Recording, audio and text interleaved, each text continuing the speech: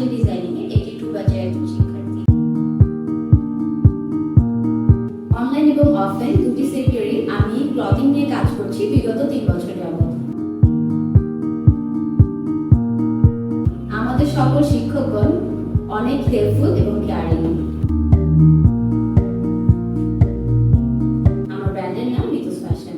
ছোটবেলা থেকে আমার স্বপ্ন ছিল আমি একজন ফ্যাশন ডিজাইনার হব। এই লাইনের মাধ্যমে আমি আমার স্বপ্নের দিকে পদার্পণ করতে পারছি।